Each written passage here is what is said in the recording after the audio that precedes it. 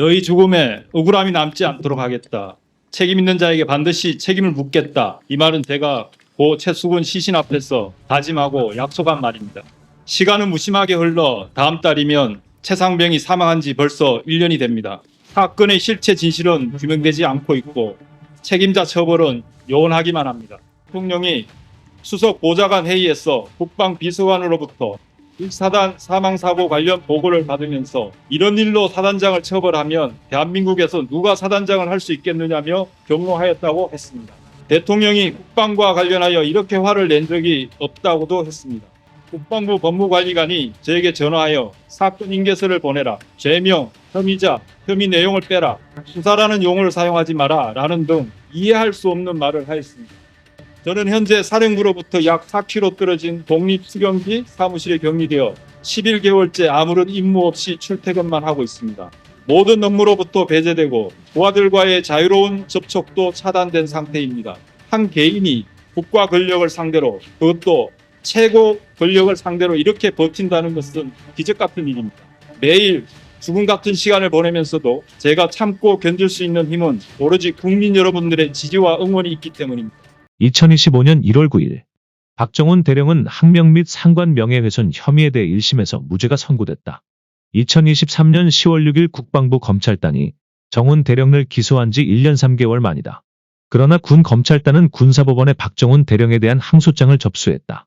윤석열의 경로로 시작된 수사외압은 끝나지 않았으며 박 대령은 아직도 불의에 맞서 싸우고 있는 중이다. 좀 이해가 안 되는데요. 왜 그랬을까요? 국가수사본부장은 굳이 왜 마약 수사 성과를 축소하려고 하고, 그리고 당시 경찰청장도 이것에 대해서 언급하지 않고 왜 그랬을까요? 지금 이 자리에 계시는 고광효 관세청장의 등장부터 어그러지기 시작한 겁니다. 고광효 관세청장이 마약 전방위적 로비를 하고 다녔기 때문에 네. 공직자로서 하지 말아야 될 일들을 아주 서슴없이 하고 다니신 분이라 그러니까 예를 들어서 어떤 건지 한번 사건을 청탁하고요. 그 청탁하는 자리에 조병로 증인을 통해서 그 부분은 제가 확인을 안 했지만 네. 사건을 청탁하는 자리에 감사과장, 감사계장을 네. 보내는 그런 기관장이 세상에 어디가 있겠습니까? 공조직에서 그렇게 하는 기관 어디 있다고 들어보셨습니까? 지금 관세 직원들이 운영하는 전자통관 시스템이라고 있습니다. 이건 최후의 보루인데 저희가 CCTV 압수에 실패를 하면 이 전자통관 시스템을 확인하려고 했는데요. 여기에 모든 승객 정보가 들어있고요. 이 승객 정보를 구성해가지고 공범들을 파악하고 그 다음에 아피스를 걸어서 마약 사범을 검거를 합니다. 자료가 있나요?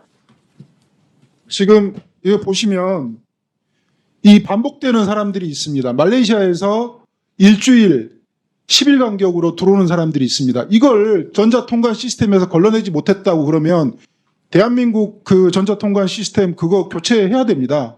반드시 누군가 이걸 확인하고 그리고 이 부분에 대해서 이것은 사람이 확인하는 게 아니고요. 책임을 져야 되겠네요. 어쨌든 사람이 확인하는 게 아니고 이 컴퓨터가 스스로 작업을 해서 이 사람들을 걸러내서 이 사람들을 검색해 주세요 라고 관세청 직원들한테 주문을 하는 겁니다. 근데 그런 조치가 전혀 이루어지지 않고 이거 보십시오. 한 달 동안에 12번 뚫렸는데 계속 같은 조직에서 들락날락거리지 않습니까? 이게 지금 우리 대한민국 하늘 국경의 현실입니다. 본인이 마약 압수 현장에서 진두지휘까지 했던 이 사건을 갑자기 이렇게 브리핑도 맞고 수사를 방해하게 된 계기가 용산이 아니면 설명이 안 됩니다. 김찬수 서장은 전담팀을 배신해서는 절대 안 되는 사람입니다. 조직원들을 배신하고 제 등에 칼을 꼽은 사람입니다. 본인이 마약 압수 현장에서 진두지휘까지 했던 이 사건을 갑자기 이렇게 브리핑도 맞고 수사를 방해하게 된 계기가 용산이 아니면 설명이 안 됩니다. 김찬수 서장은 전담팀을 배신해서는 절대 안 되는 사람입니다. 조직원들을 배신하고 제 등에 칼을 꼽은 사람입니다.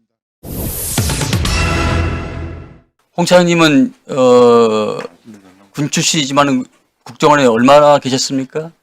92년부터 근무했으니까 약 30년 근무했습니다. 네, 군 출신이지만은 거의 국정원 직원이나 진배 없네요.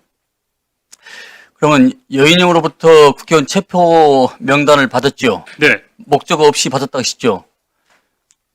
목적 없이 받은 게 아니라 대통령께서 방첩사를 적극 지원하라고 했으니까 무엇을 도와줘야 되는가를 확인하기 위해서 당일 11시 6분에 방첩사령관한테 무엇을 도와주면 되겠느냐를 물어보려고 전화한 것이었습니다.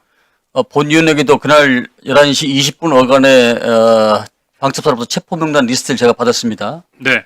제가 이 체포 명단 리스트를 제가 부를 테니까 확인 한번 해보십시오. 네.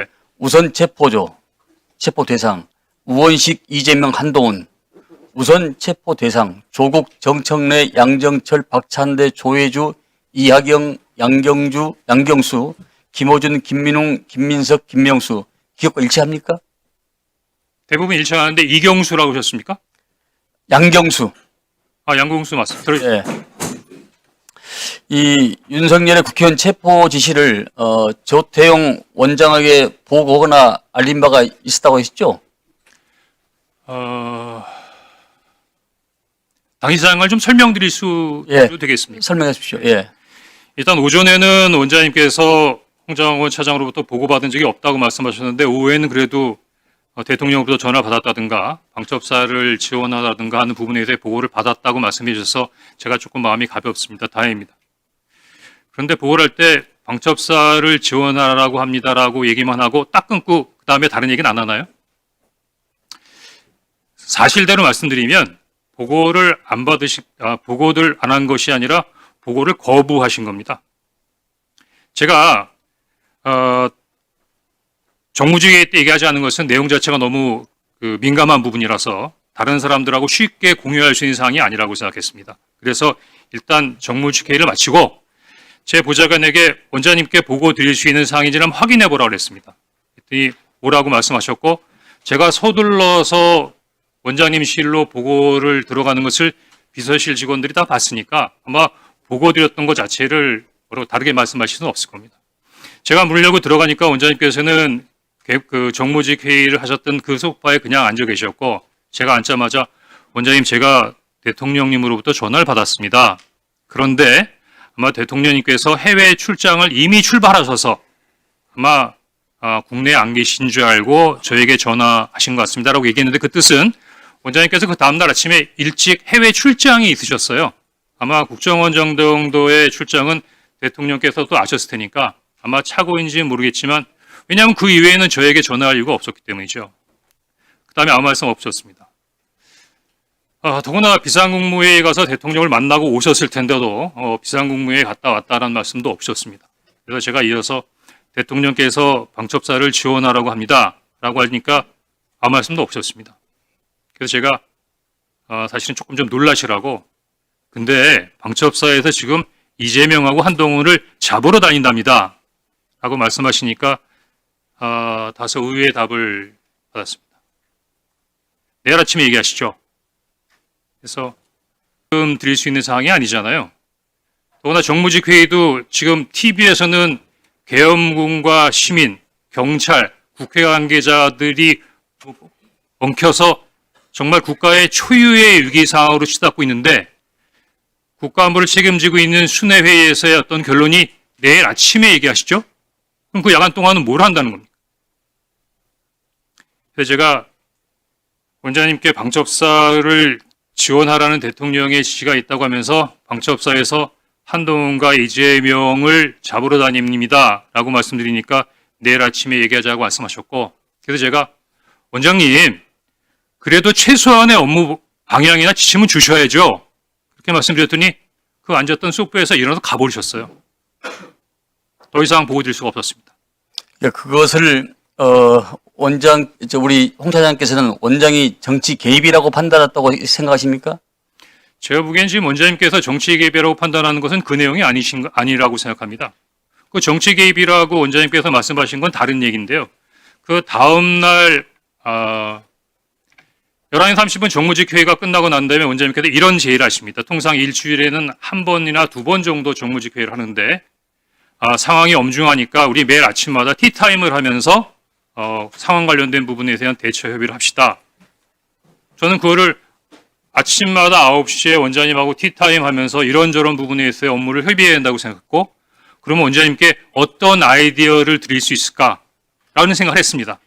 그래서 5일날 오후 정도로 기억이 되는데, 그때 오전에 야당 대표께서 비상계엄에 군을 동원해서 도리어 북한의 군사위협이 더 가중되는 면이 있다라는 발표를 하시면서 조금 북한 군사에 대한 그러니까 북한의 군사 위협에 대한 약간의 불안감을 느끼시는 말씀을 하셔서, 그래 맞다. 지금 비상계엄은 뭐 대통령께서 직접 하신 부분이니까 대통령실에서 할 수도 있는 부분도 아니고 국회도 이렇게 혼란스러운 상태에서 그냥 원장님께서 야당에다가 얘기해서 북한 관련된 부분, 한반도의 안보 상황 우리 국정원이 잘 관리하고 있습니다. 해외 관련된 부분의 동맹과도 잘 소통하고 있고 국내 사회 질서도 잘 나름대로 관리하고 있으니 국정원이 앞으로 나름대로의 어떤 비상계엄 이외의 여러 가지 부분에 있어서의 국면을 잘 감당하겠습니다. 뭐 그렇게 전화 한 번 하는 게 없겠느냐고 브레인스톰 차원에서 그냥 건의드린 겁니다. 물론 네. 이것 때문에 원장님이 저를 경질했다고 생각지 않습니다. 가만히 계세요. 왜냐하면 지금은 다들 알고 계시지만 12월 6일만 하더라도 이런 사항에 대해서는 알고 계신 분이 많지 않았기 때문에 아마 원장님께서도 12월 6일날 당일날 12월 3일날 홍장원이가 대통령 말 안 들어서 경질한다는 말씀을 하실 수 없으셨을 겁니다.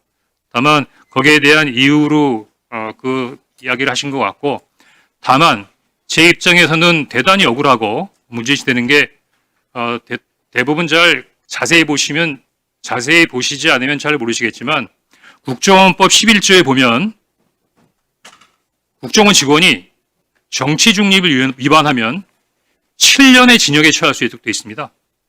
그러면 원장님께서 평소와 다르게 11월 6일 12시에 국정원장께서 이례적으로 자청하셔서 기자회견을 한 상태에서 홍장원 차장을 정치 중립 의무의 위반으로 인사경질했다고 하는 부분은 죽으라는 거예요.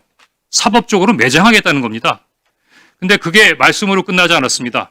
그 다음날 네이버를 쳐보면 금방 알 수 있는 시민단체에서 저를 고발했고 12월 8일 그날이 대통령의 탄핵이 기각된 그 다음날 저는 검찰로부터 시민단체가 고발한 정치중립 의무 위반 혐의로 피의자로 검찰에 출두하라는 통보를 받습니다. 그러면은 이 정도면 국회에 공익제보 보호를 요청해야 되는 상황 아닙니까? 네, 맞습니다. 자, 그러면 우리 홍 차장께서는 경질당한 것이 정치적 보복으로 느끼셨겠네요? 처음에는 그러니까 두 가지로 나눠서 생각해야 되는데 12월 5일에 얘기할 때만 하더라도 저 대통령 좋아했습니다.